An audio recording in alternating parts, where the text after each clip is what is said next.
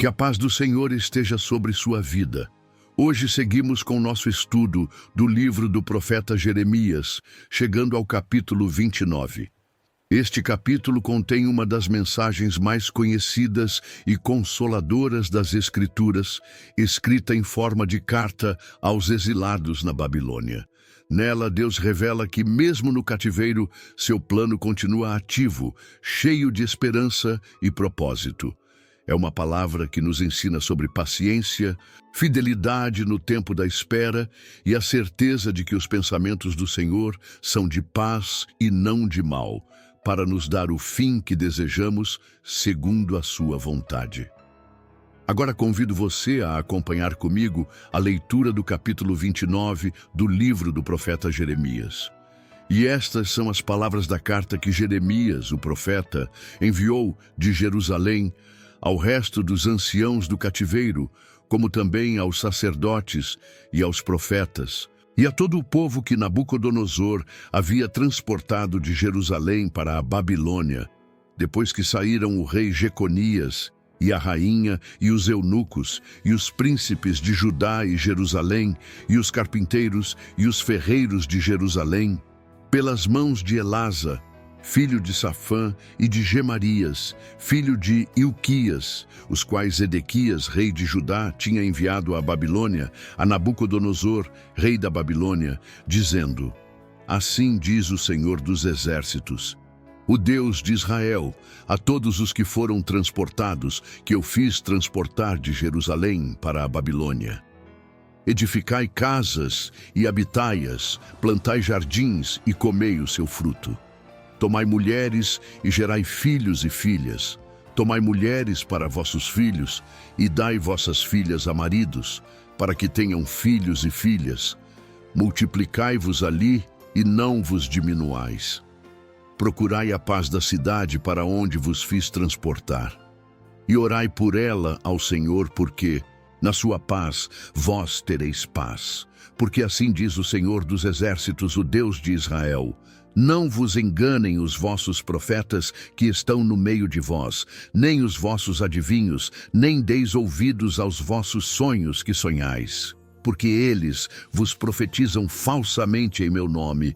Não os enviei, diz o Senhor, porque assim diz o Senhor: Certamente que passados 70 anos na Babilônia, vos visitarei e cumprirei sobre vós a minha boa palavra, tornando-vos a trazer a este lugar.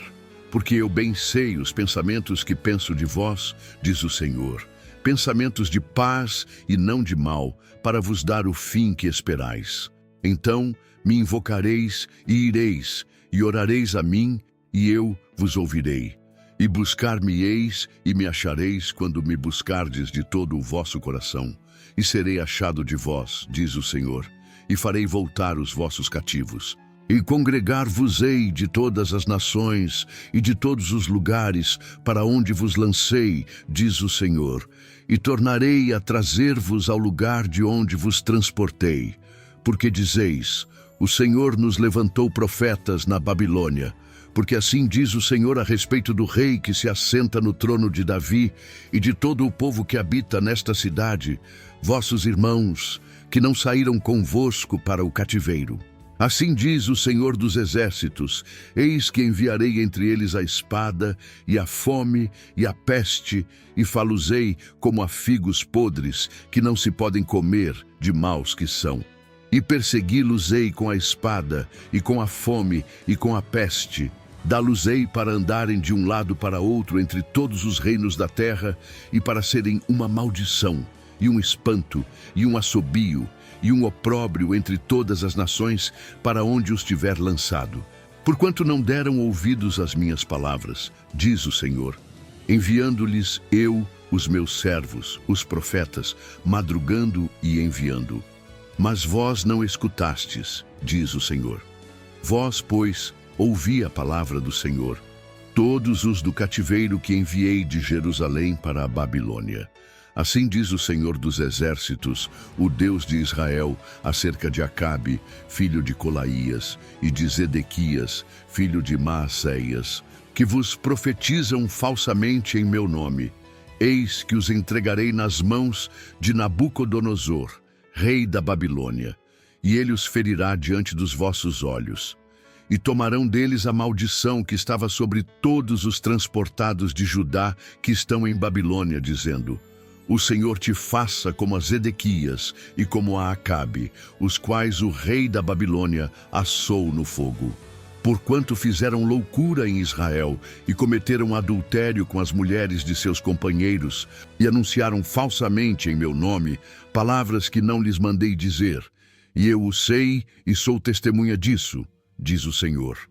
E a Semaías, o Neelamita, falarás, dizendo: assim fala o Senhor dos Exércitos, o Deus de Israel, dizendo: porquanto tu enviaste no teu nome cartas a todo o povo que está em Jerusalém, como também a Sofonias, filho de Maaceias, o sacerdote, e a todos os sacerdotes, dizendo: o Senhor te pôs por sacerdote em lugar de Joiada, o sacerdote, para que sejas encarregado da casa do Senhor sobre todo homem obsesso e que profetiza, para o lançares na prisão e no tronco.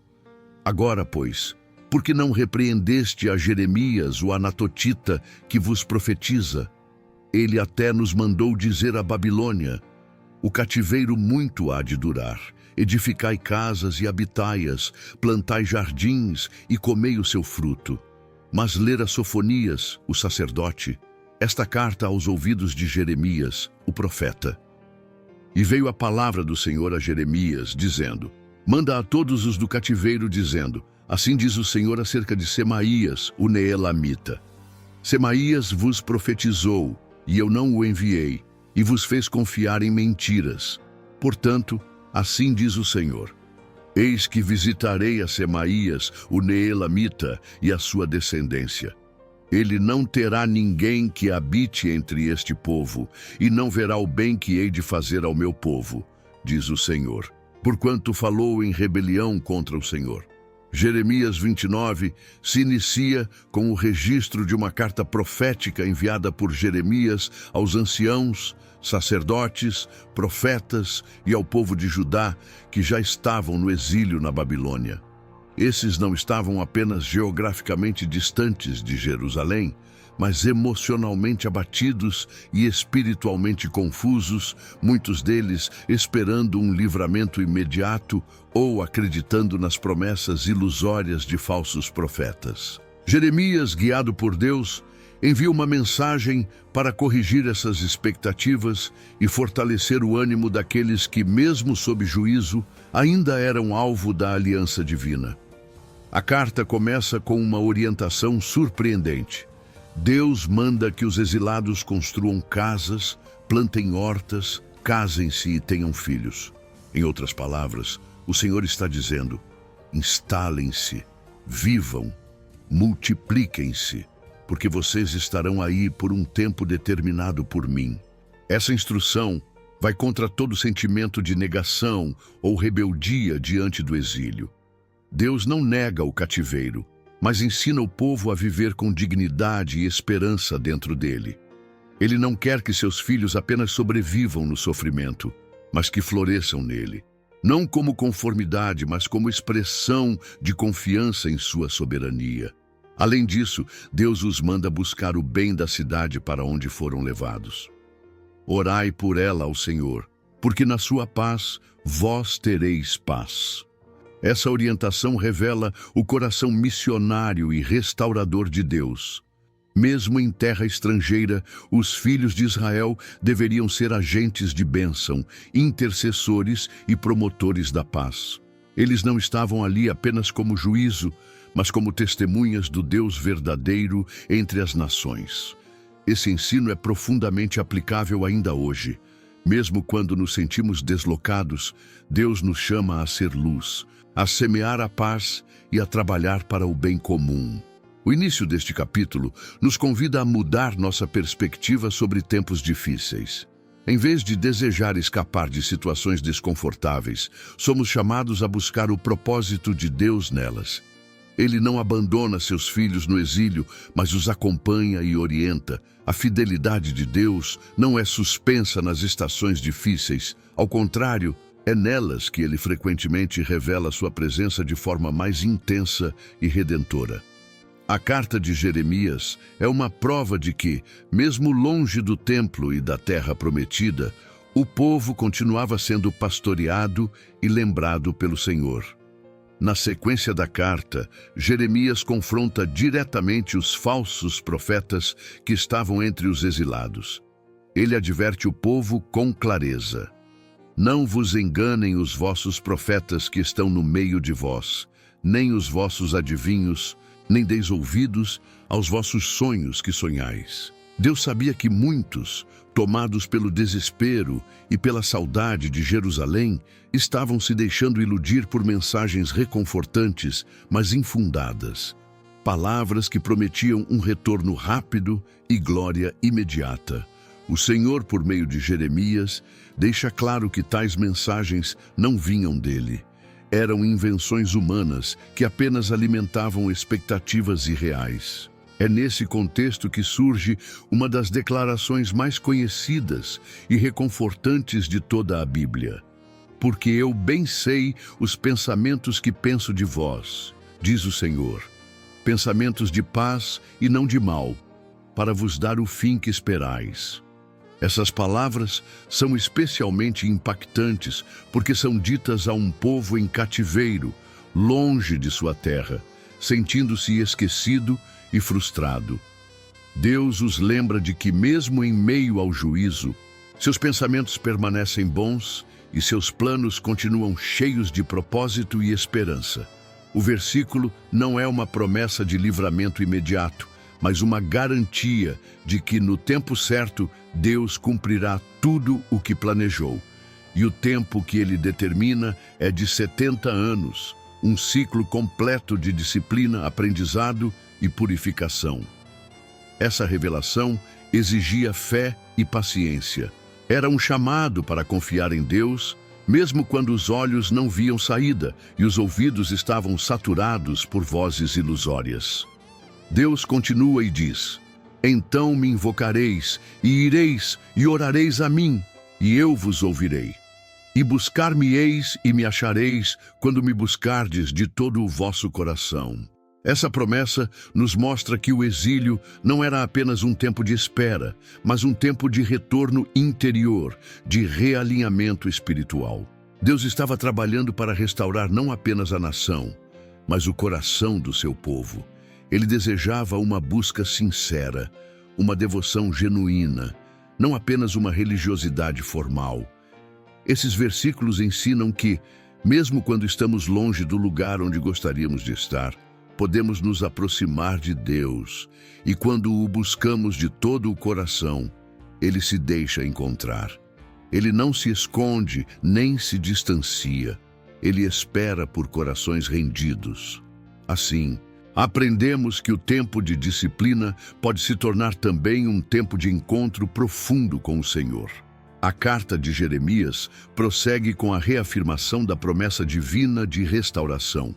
O Senhor declara: e serei achado de vós, diz o Senhor, e farei voltar os vossos cativos. Essa afirmação é profundamente encorajadora, especialmente para um povo que, aos olhos humanos, parecia esquecido em terra estrangeira. Deus assegura que não apenas ouviria suas orações, mas também interviria de forma concreta, restaurando suas vidas e trazendo-os de volta à terra prometida. Essa promessa demonstra que o cativeiro não era permanente. Era um processo com começo, meio e fim, conduzido pelo próprio Deus. Deus também acrescenta: congregar-vos-ei de todas as nações e de todos os lugares para onde vos lancei, e tornar-vos-ei a trazer ao lugar de onde vos transportei. Essa visão de restauração completa mostra que o Senhor não apenas os traria fisicamente de volta, mas também os reuniria espiritualmente como povo. É um retrato do Deus que não se limita a corrigir, mas que também reconstrói, cura e renova. O povo seria trazido de volta, não apenas para habitar em Jerusalém, mas para caminhar com o Senhor em uma nova aliança de fidelidade e comunhão. No entanto, a carta também adverte aqueles que ficaram em Jerusalém e desprezaram as palavras do Senhor. Jeremias escrevendo de Jerusalém aos exilados, transmite a palavra de Deus, dizendo que os que permaneceram na cidade e que ainda se recusavam a se humilhar diante do juízo, enfrentariam espada, fome e peste. Isso revela que a disciplina do exílio não era o pior destino possível. Pelo contrário, os que haviam sido levados cativos estavam dentro do plano de preservação e futura restauração de Deus, enquanto os que permaneceram com o coração endurecido caminhavam para uma destruição ainda mais severa. Essa inversão de expectativas é profundamente marcante. Aqueles que, à primeira vista, pareciam amaldiçoados por terem sido levados para a Babilônia, na verdade estavam sob cuidado divino. Enquanto isso, os que ainda habitavam em Jerusalém, mas permaneciam resistentes e incrédulos, estavam afastando-se da misericórdia do Senhor. Isso nos ensina que a proximidade geográfica do templo não significa necessariamente proximidade espiritual com Deus. O que determina a bênção ou o juízo é a disposição do coração em obedecer e se render à vontade divina. Neste trecho, aprendemos que os planos de Deus são maiores que nossas percepções imediatas. Ele vê além do presente e conduz cada detalhe com propósito eterno. A fidelidade em meio ao exílio revela um povo que, embora abatido, está sendo preparado para voltar com um coração transformado. O tom da carta profética se torna mais direto e confrontador à medida que Jeremias aborda os falsos profetas que estavam entre os exilados. Deus cita nominalmente um deles, Acabe, filho de Colaías, e outro, Zedequias, filho de Maazéias. Ambos estavam profetizando mentiras em nome do Senhor e enganando o povo com promessas falsas de livramento imediato. O Senhor declara com clareza que eles seriam entregues nas mãos de Nabucodonosor, rei de Babilônia, e este os ferirá diante dos olhos de vós. O juízo contra esses homens seria público, exemplar e serviria de advertência a todos os que tentassem usurpar a voz de Deus com interesses próprios ou vaidades religiosas. A sentença é forte. Seriam mortos e queimados, e seu nome se tornaria uma maldição entre os exilados. Um ditado que seria lembrado com tristeza e indignação. Essa parte do capítulo reforça uma verdade solene. Deus zela pelo seu nome e não permite que ele seja usado em vão. Aqueles que deliberadamente distorcem sua palavra para manipular, controlar ou enganar outros serão julgados com rigor. O texto também revela que esses homens não estavam apenas errando em suas mensagens, mas vivendo de maneira imoral. Jeremias escreve que eles cometeram loucuras em Israel e adulteraram com as mulheres de seus companheiros. Ou seja, sua vida pessoal era um reflexo do mesmo engano que proclamavam com os lábios. Isso nos lembra que o ministério autêntico não pode ser separado do caráter. A autoridade espiritual não é sustentada por discursos eloquentes, mas por uma vida de temor a Deus, integridade e obediência à sua vontade. Essa parte do capítulo nos desafia a sermos vigilantes com o tipo de ensino e liderança que aceitamos e seguimos. A palavra de Deus é clara: pelos frutos se conhece a árvore. Não basta falar em nome de Deus, é preciso viver de forma coerente com a verdade que se prega. Além disso, esse trecho adverte a todos nós sobre o perigo de buscar atalhos espirituais, esperando mensagens que apenas afirmem nossos desejos sem nos confrontar com a necessidade de arrependimento e transformação. Jeremias, como verdadeiro profeta, mantém-se fiel mesmo quando sua mensagem é dura e impopular. Ele não cede à pressão de agradar o povo, mas permanece comprometido com o que o Senhor lhe revela. Esse é o modelo de fidelidade que somos chamados a seguir. Viver com firmeza, falar com verdade e permanecer com o coração alinhado à vontade de Deus, ainda que o preço seja alto. O capítulo se encerra com uma nova advertência, desta vez contra Semaías, o Neelamita, outro falso profeta entre os exilados. Diferente de Acabe e Zedequias, que haviam profetizado diretamente ao povo, Semaías toma uma atitude mais estratégica e política. Ele envia cartas a Jerusalém, especificamente ao sacerdote Sofonias, com o objetivo de silenciar Jeremias. Nelas, exige que Jeremias seja repreendido e preso por se comportar como louco e anunciar palavras que para ele eram subversivas. Essa tentativa de censura revela o esforço daqueles que rejeitavam a mensagem de Deus de calar o verdadeiro profeta, classificando-o como perturbador da ordem. A ironia aqui é marcante. Semaías acusa Jeremias de falsidade, quando ele próprio está usurpando o nome do Senhor para defender sua própria agenda e alimentar uma falsa esperança. O objetivo de Semaías não era buscar a vontade de Deus, mas preservar uma ilusão confortável, mesmo que construída sobre mentiras. Sofonias, o sacerdote que recebeu a carta, não agiu como Semaías esperava.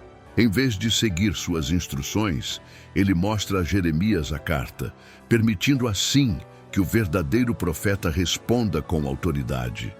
Jeremias transmite uma palavra direta do Senhor, condenando Semaías por ter levado o povo ao erro e à confiança em mentiras.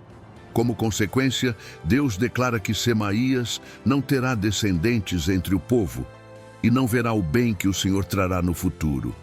Essa exclusão da promessa é, em si, um juízo espiritual e geracional.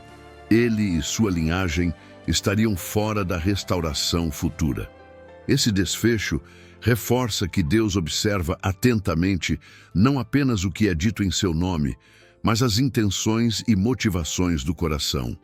Aqueles que usam a influência espiritual para distorcer a verdade ou minar a mensagem de arrependimento estão se colocando diretamente contra o próprio Deus. O texto também mostra que Deus é quem vindica os seus servos. Jeremias não precisou se defender. A resposta veio da parte do Senhor, que julgou com justiça e expôs o engano. Esse encerramento nos desafia a sermos fiéis, mesmo quando a verdade nos torna alvos de crítica, oposição ou isolamento. Também nos alerta a não cair na armadilha de defender interesses próprios em nome da fé. A palavra de Deus permanece firme, mesmo quando muitos tentam silenciá-la. Jeremias, capítulo 29, com toda a sua riqueza pastoral e profética, nos convida a confiar que o Deus que corrige também restaura e que seu plano de paz e esperança se cumprirá para todos os que o buscam de todo o coração. Agora, convido você para uma breve oração. Senhor, meu Deus e Pai, te agradecemos por tua palavra que nos instrui, consola e corrige. Louvamos-te porque mesmo no exílio, na dor ou nos tempos de espera, o Senhor continua falando, orientando e cuidando de cada um de nós. Ajuda-nos a discernir a tua voz no meio das muitas vozes deste mundo e dá-nos um coração humilde e sincero para buscarmos a ti de todo o coração. Que possamos viver com esperança, mesmo em tempos difíceis, crendo que os teus pensamentos são de paz e não de mal, para nos dar o fim que tu desejas. Em nome de Jesus Cristo, nosso Senhor e Salvador, oramos e agradecemos. Amém. Agradecemos pela sua presença aqui neste canal de estudo, onde vimos o capítulo 29 de Jeremias. Prepare-se para nosso próximo estudo, que será o capítulo 30. Se esta mensagem tocou o seu coração, compartilhe-a com aqueles que precisam ouvir sobre o amor, a justiça e a soberania de Deus. Cada compartilhamento é uma semente lançada em solo fértil, e o Senhor, em sua infinita graça, abençoa aqueles que dedicam suas vidas a espalhar a verdade de sua palavra. Junte-se a nós nesta missão de alcançar mais vidas com a mensagem do Evangelho. Compartilhe este estudo com amigos, familiares e em suas redes sociais. permitindo que mais pessoas conheçam a fidelidade do Senhor e encontrem segurança em sua presença. Que o Senhor abençoe sua vida abundantemente, renove suas forças e o guie em cada passo do caminho. Amém.